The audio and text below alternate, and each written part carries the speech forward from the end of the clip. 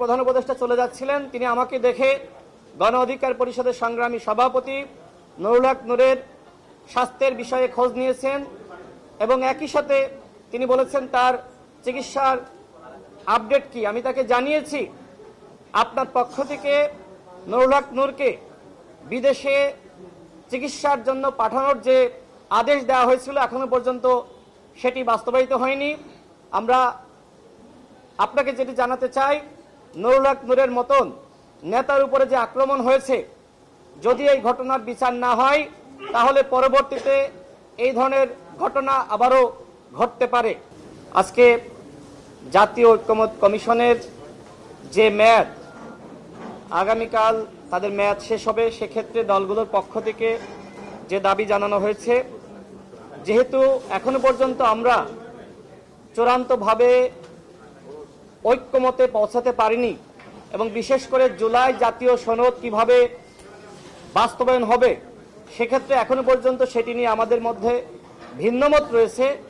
এজন্য প্রত্যেকটা দলের পক্ষ থেকে কমিশনের মেয়াদ বাড়ানোর প্রস্তাব করা হয়েছে।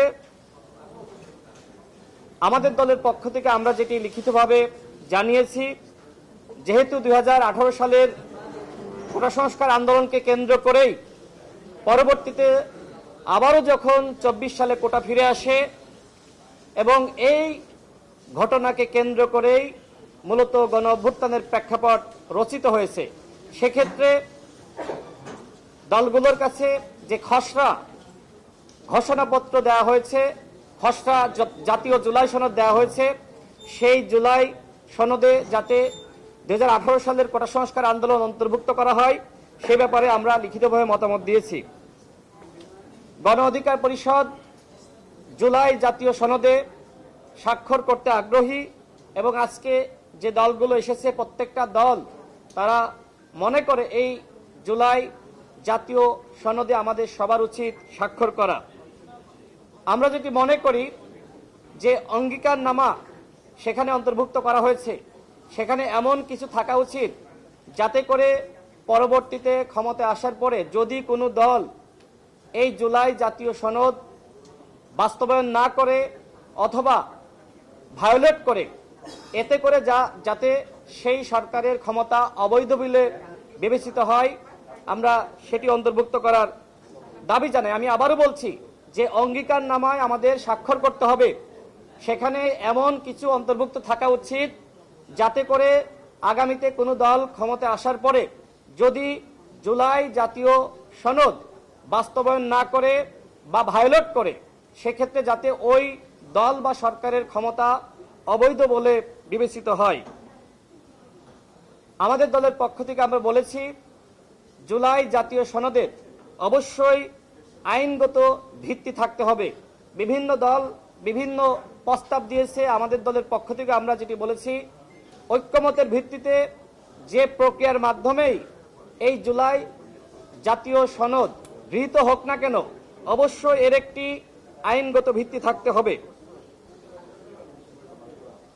প্রধান উপদেষ্টা আমাদেরকে যেটি অবহিত করেছেন, আগামী ফেব্রুয়ারি মাসেই একটি উৎসবমুখর নির্বাচন তিনি জাতিকে উপহার দিতে চান, তবে এর আগে সংস্কারের ব্যাপারে দলগুলোর কাছ থেকে তিনি ঐক্যমত প্রত্যাশা করেছেন। আমি সর্বশেষ বলতে চাই, যখন মাননীয় প্রধান উপদেষ্টা চলে যাচ্ছিলেন তিনি আমাকে দেখে গণ অধিকার পরিষদের সংগ্রামী সভাপতি নুরুল হক নূরের স্বাস্থ্যের বিষয়ে খোঁজ নিয়েছেন এবং একই সাথে তিনি বলেছেন তার চিকিৎসার আপডেট কি। আমি তাকে জানিয়েছি আপনার পক্ষ থেকে নুরুল হক নূরকে বিদেশে চিকিৎসার জন্য পাঠানোর যে আদেশ দেওয়া হয়েছিল এখনো পর্যন্ত সেটি বাস্তবায়িত হয়নি। আমরা আপনাকে যেটি জানাতে চাই, নুরুল হক নূরের মতন নেতার উপরে যে আক্রমণ হয়েছে, যদি এই ঘটনার বিচার না হয় তাহলে পরবর্তীতে এই ধরনের ঘটনা আবারও ঘটতে পারে। আমরা আমাদের দলের পক্ষ থেকে জাতীয় ঐক্যমত্য কমিশনকে এই দীর্ঘ 6 মাস আমরা সহযোগিতা করেছি। আমরা মনে করি এখন আমরা শেষ সময়ে রয়েছি। এখন যদি দলগুলো ছাড় না দিয়ে আমরা যদি এখনো পর্যন্ত ভিন্ন মত পোষণ করি তাহলে কিন্তু ফ্যাসিবাদ ঠিকই আবার ফিরে আসবে। সেক্ষেত্রে গণ অধিকার পরিষদের পক্ষ থেকে আমরা প্রত্যেকটা দলের কাছে আমরা আহ্বান রাখতে চাই, আসুন আমরা নিজেদের জায়গা থেকে কিছুটা হলেও ছাড় দিয়ে আমরা ঐক্যমতে আসি, যেমনটা মাননীয় প্রধান উপদেষ্টা প্রত্যাশা করেছেন। আপনাদের সকলকে ধন্যবাদ।